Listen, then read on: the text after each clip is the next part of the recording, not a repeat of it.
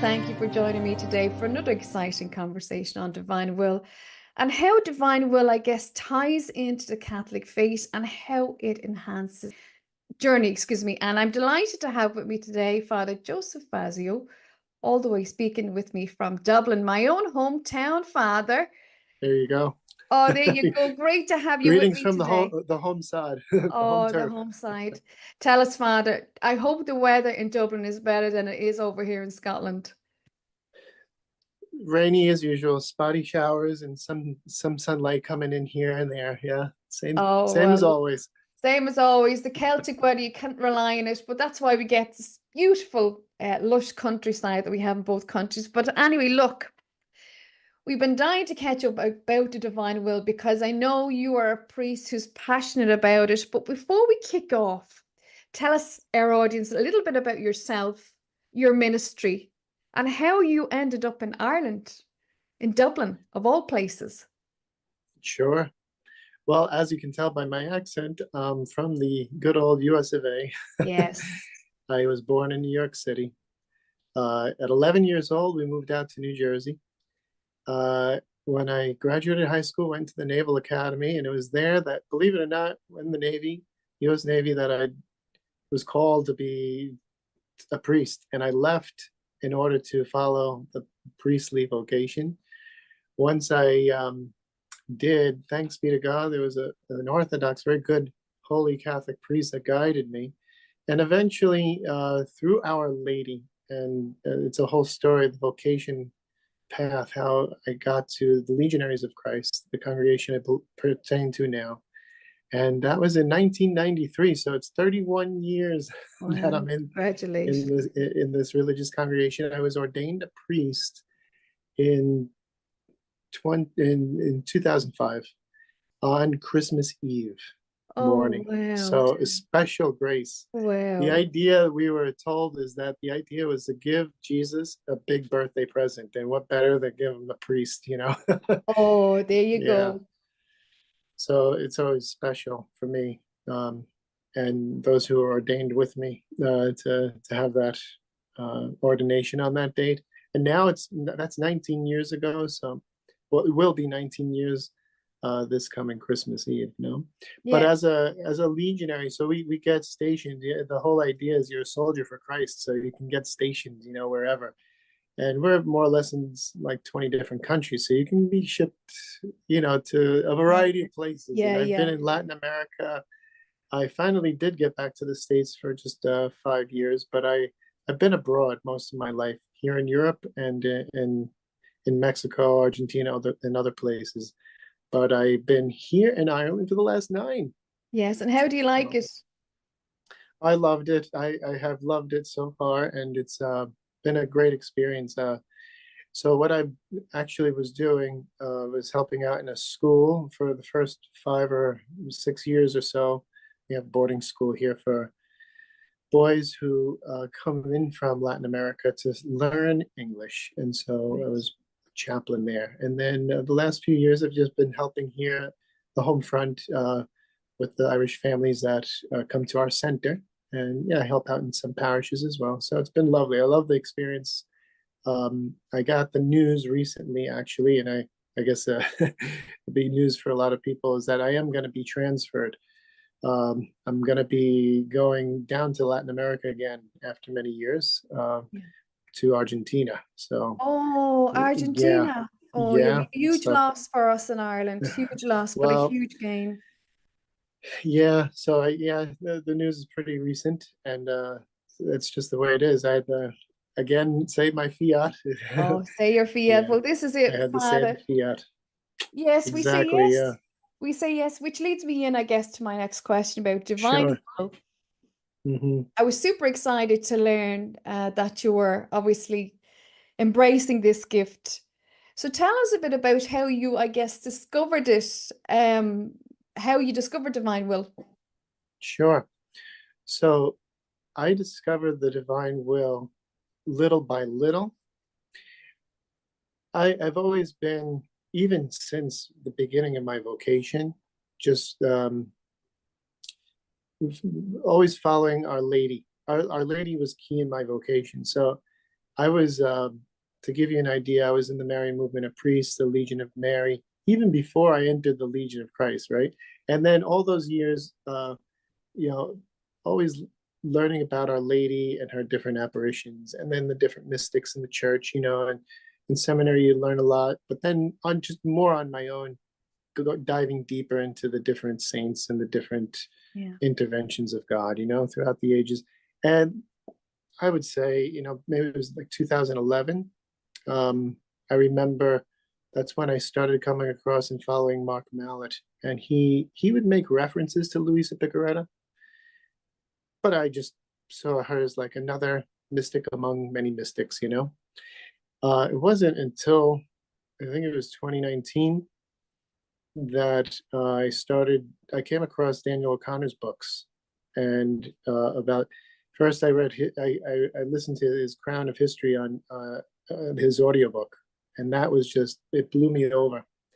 And then I went to read his Crown of History, which is the Crown of Sanctity, which is, you know, it's that monster of a book if you've ever seen it.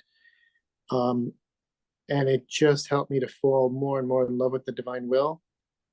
I would also find things on the internet and other channels, like YouTube channels, and I was just going deeper, and just, this was amazing. It was like, this puts everything into perspective, all the things that God has been doing and where God is leading us in these times.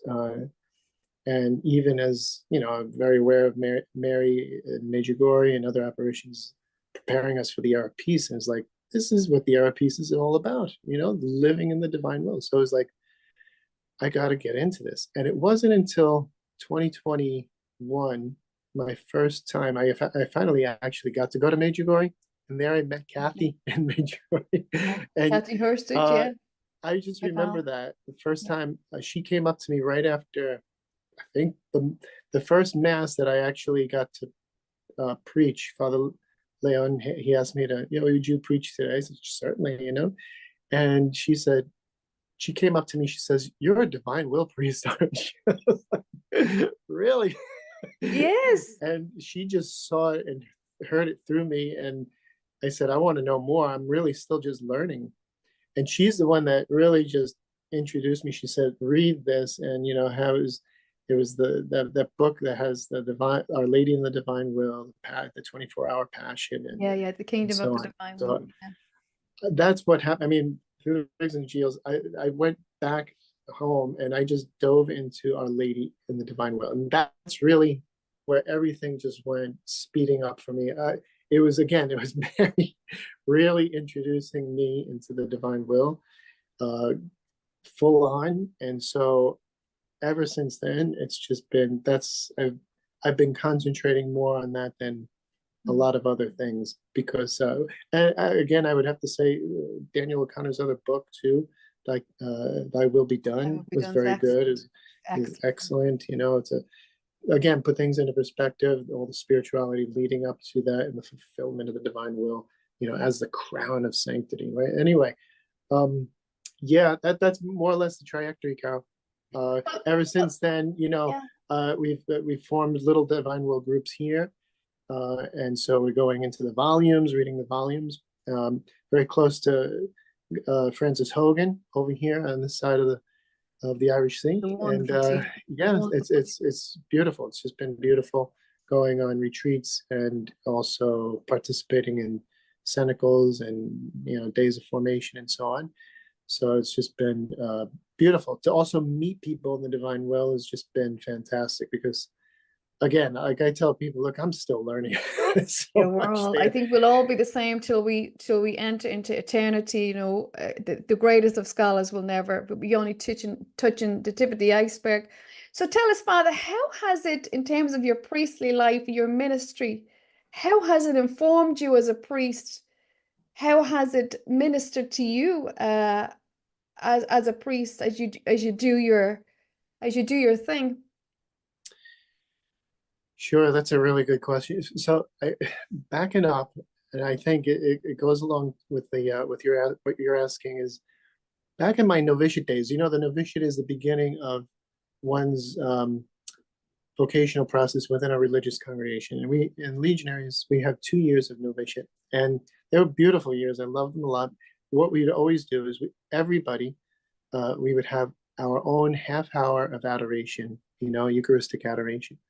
And you were only allowed to have one book, and that was the Bible, because it's just you and Jesus, and there would be other moments. We'd have community moments and other moments to pray, but you'd have that one half-hour slot every day for 2 years, and one thing I grew to love was the Gospel of John. Yeah. And in the Gospel of John, so there's the Synoptic Gospels, and then there's the Gospel of John. And John, he's the beloved disciple. He's really intimate with the Lord, and he writes after the Synoptics, and he has a deeper experience of the Lord. When I read for the first time some of the citations and parts of the volumes of Luisa Picaretta, it brought me back to those moments of reading the Gospel of John. And I was like, this is the same God that was speaking to me in those adorations. And throughout my priesthood, I'm not saying it was just then, but because that's, for me, that was like a powerful experience. That's like when I heard it with that freshness and that true divinity, right? Oh, it was like, this is it. This is So going sweet, back isn't to it? the core, It's So like, sweet. Yeah. because it was all about, Jesus revealing the Father, and everything was about, the Father's will, doing God's will. And so that's what, it's latent in the divine will, Yeah.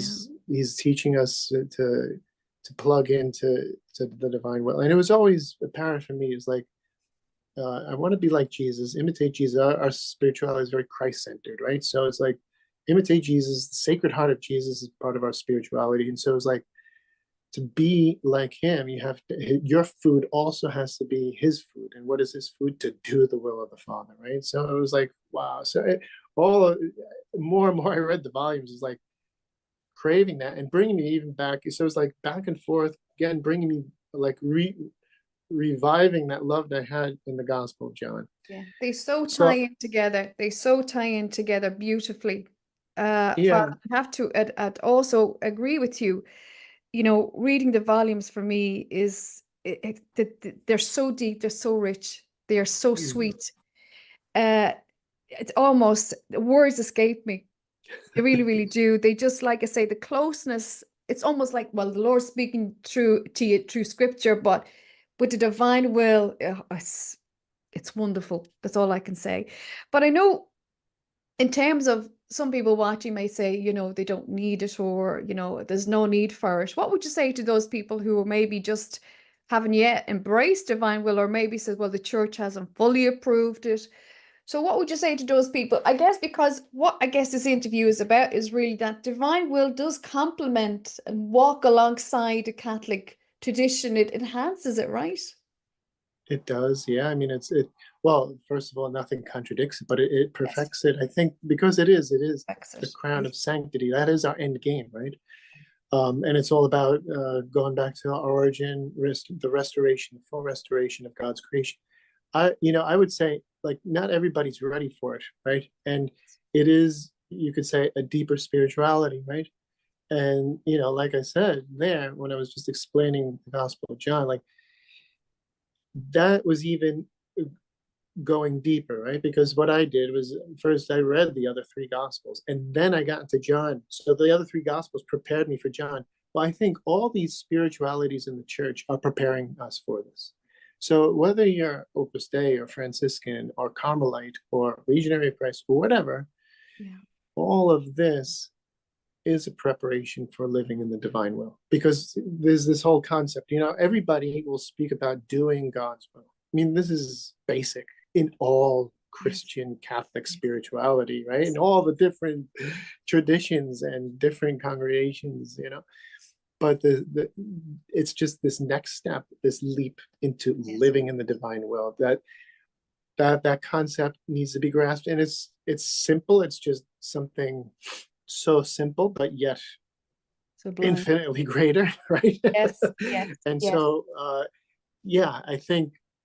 people are God, everybody's on a track, and he's going to get us at the right moment for each person. But what I think too is that we're coming to a moment where um, more and more people are going to get into it, and it's going to accelerate, and finally there'll be a huge epiphany where Yeah, people are going to say, yeah. yes, this is it, this is what we're going towards, this is what we want. What is the most profound thing about divine will that captures you so much? Do you have a favorite thing that you love about it? I know there's lots to Yeah, discover there within is it, so but much. what is the thing in it that particularly draws you to it? Well, you got me there, Carol, because there's so many things to say. Because I'll list a few things, and then I don't know if you're going to force me to choose one. One of the things I love about it is just going into your nothingness. Yes. Uh, throwing your nothingness into God's allness. That has helped me so much. But also the whole concept of just the full restoration. What I'm getting into now, that I've been doing this for a couple of years, because at the beginning they would talk about the rounds, but I still kind of didn't grasp. Now I'm really starting to get into that, and that's fascinating me because, yeah, what is it that captured? I guess, look, I think the thing that captured me at the beginning, and that's what really got me into, is like the essence of living the divine will is this restoration, going back to the way Adam and Eve were before the fall. So that for me was always fascinating. So, because you hear a little bit, but not too much about Adam and Eve and the whole creation account and God, his word creating the universe and everything, especially because we live in modern times and there's all these other different explanations for origins and stuff. And so modernism has just, pulled us away from this. But you just know that there's something there, and it's the tradition, what the church has always believed. And once you get behind, you get past all this modern mumbo jumbo, and you discover this again. That's what it's been for me. I think the divine will has been like that. It's like, this is it. This is like what it used to be like, and that's where we're going back to. Jesus, he came. He's the kingdom of God on earth, and he had to, through redemption, start paving the way so that he can bring the kingdom into full swing with the third fiat, right? With the era of sanctification. And we're on the threshold, right? So when I read about, there being these 2,000-year periods, I was like, oh, wow, this is just so amazing, because it's like, it is what I believed before, but there's a lot of different interpretations of how life has been, and um, what you're taught by the world. And this is kind of bringing us back to the core of our faith, which we are made in the image and likeness of God. Yeah. And that is the big healing that our humanity needs now, because a lot of us don't believe that. And we all have a father wound, you can say, not inflicted by God the Father. But like in John chapter 8, he says, you believe your father is the devil, right? And we've been inflicted by this other father, and the father of lies, right? And we're just so afflicted by so many lies. We built our lives on so many lies, right? Yeah. And one of that being our origins, which is God. We come from God. We're made in his image. And now with the divine will, that's the whole thing, is we're coming back to his likeness, right? And how does he do this? Through the Blessed Mother. Like he had to find the kingdom here on earth, and that's what he did. He gave us Blessed Mother. He could come down on earth and restart through the new Eve. So it's just so fascinating, because we hear, like, through saints, like great saints like Saint Irenaeus, that Mary undid the disobedience of Eve, right? But she's doing even much more than that, because she's restarting. She's the new creation, right? And so through that, God is coming down to spread this new creation, and that's what the divine will is. bring about the new heavens and the new earth. Eventually that'll happen, at the end of time and everything. But even before that, with the era of peace, will prepare us for that.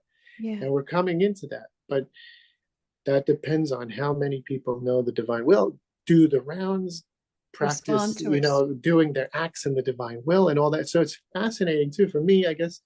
Yeah, like there's so many things, but again, Carol, it's going into learning. You're doing everything you have already learned as Catholics, but just raising it up into the divine will, doing your acts in the. So it's Yes. like, whoa, because now it's not about you anymore. It's not about how much I do to evangelize or practice the virtues and everything. It's like, no, God has, he put us on the track because we need that. We need to practice, like he says, those lesser sanctities, right? They're a preparation. But now that he's prepared the way, and he's done that with each soul. So there's no formula, right? Because with each soul, he knows when to present the divine will to it. And once he does, then that person, all they have to do is where they're at in that sanctity, that state, their path where God has found them. All right, now just elevate everything up into the divine will, which is basically his will. It's nothing to do with us. And it becomes infinite. Everything it's the one act of God, right? That's what the divine will is. But it's a big mystery, and people we're going to need all of eternity, by the way, to comprehend all this. Yes. And we're Yeah. just getting into it now.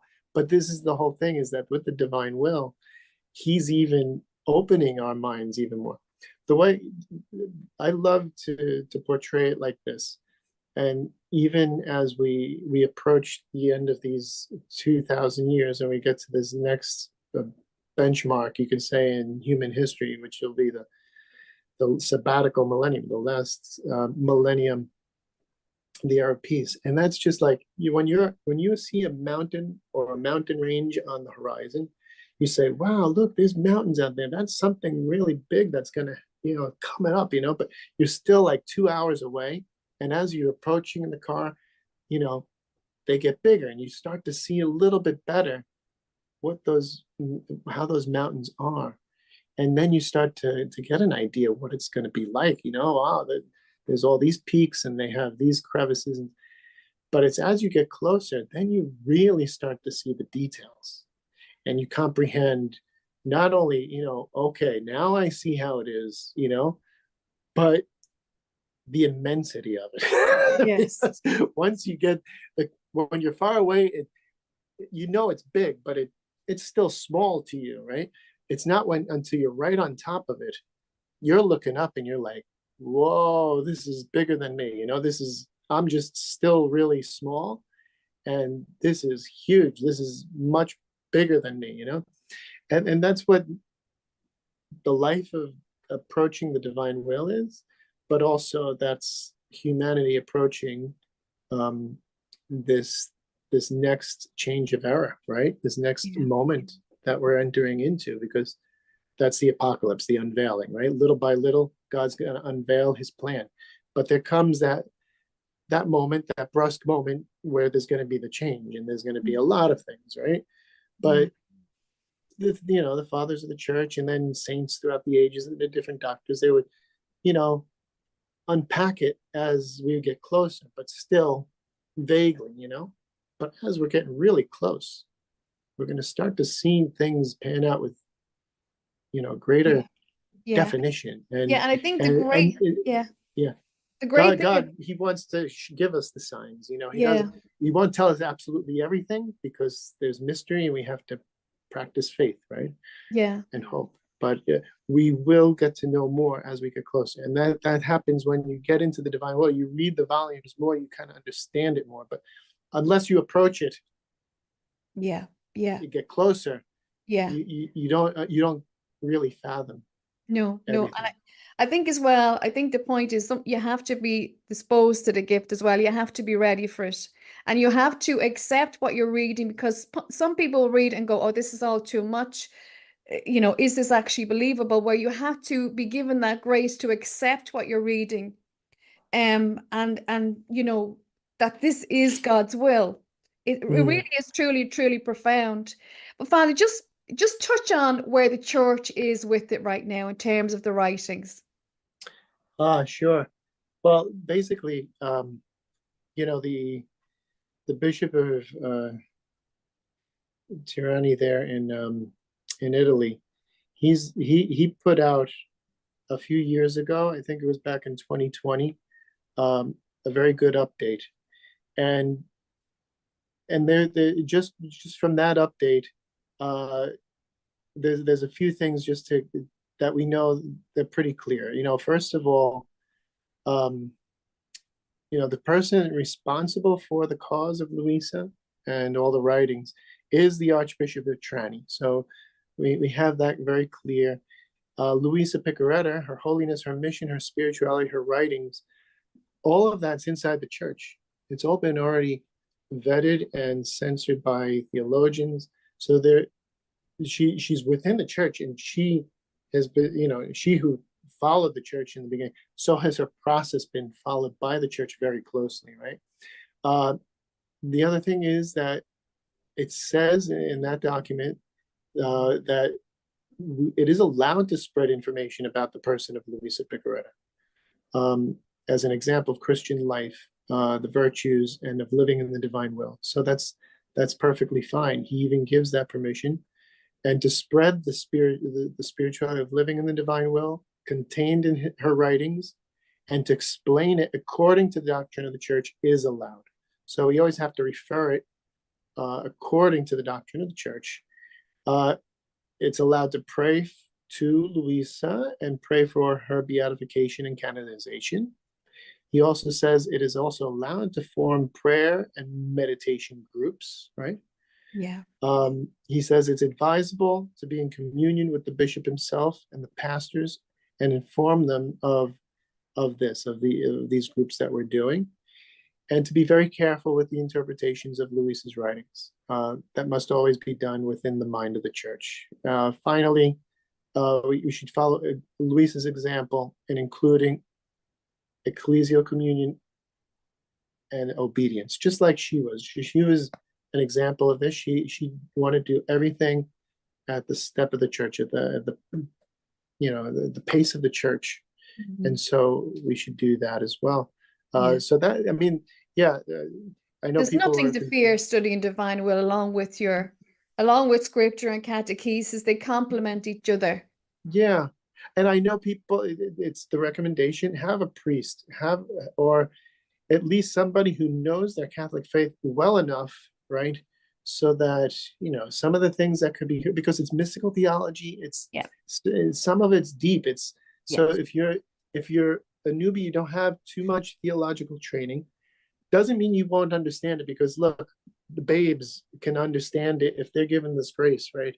But sometimes people can get confused and people bring things up, or they're just misinterpretation. Yeah, there's people that come to them and then they're flustered because they don't know how to answer, and so they come up and they want explanations for, well, why is it like this, or how is it like that. So it's good that they have some kind of direction as well. Yeah. Well, look, friends, as we said earlier before in previous podcasts, there's nothing to fear with the divine will. Embrace it when you can, because it's such an exciting gift. I don't know about you, Father, but it just fills me with such excitement. You know, I try to read them in front of the Blessed Sacrament, as I've said before, to get the quietness, because it demands such attention. The language in it requires such attention, and we learn so much from the Lord. So it's super exciting. Thank you for joining me today. You have been such a pleasure, to say the least. And I know we'll be speaking to you again, Father. So again, thank you for sharing with us on Divine Will, and have a blessed and restful day. Thank you so much, Carol. God bless you. Okay, thank you for joining me, friends. I hope you enjoyed that conversation. Until next time.